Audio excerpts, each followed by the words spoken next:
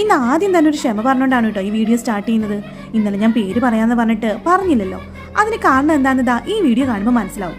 ഇങ്ങനെ ഫുഡൊക്കെ ഒരുക്കി നമ്മൾ കാത്തിരിക്കണമെങ്കിൽ ആരായിരിക്കും വരുന്നത്? കലേഷ ചേച്ചിയാണോ? അല്ലല്ലോ. ദേ നോക്കി, നമ്മുടെ എല്ലാ പടകളും എത്തിക്കഴിഞ്ഞു. കലേഷേട്ടൻ പോയ തക്ക നോക്കിയതാ ഞങ്ങളൊരു ഗെറ്റ് ടുഗദർ നടത്തിയതാണ്. എല്ലാ ആഴ്ചയിലും നടത്താറുള്ള ഗെറ്റ് ടുഗദർ ഇന്ന് നമ്മുടെ വീട്ടിൽ വെച്ചായിരുന്നു. ഇന്നിതാ വന്നതും പാട്ടായി, ഡാൻസായി, റീൽസായി. ഇതിനിടയിൽ സത്യമായിട്ട് സമയം കിട്ടിയില്ല കേട്ടോ വീഡിയോ ഇടാൻ. അതുകൊണ്ടാണേ. പിന്നെ ഇന്ന് ഗ്രാൻഡ് മാളിലോട്ട്.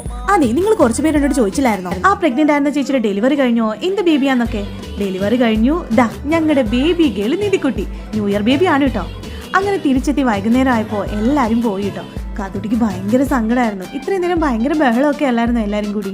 പോയപ്പോൾ ആളാകെ സാഡായി. സന്തോഷിപ്പിക്കാൻ വേണ്ടി ഞാൻ കടയിൽ കൊണ്ടുപോയി ബാഗൊക്കെ വാങ്ങി കൊടുത്തു കേട്ടോ.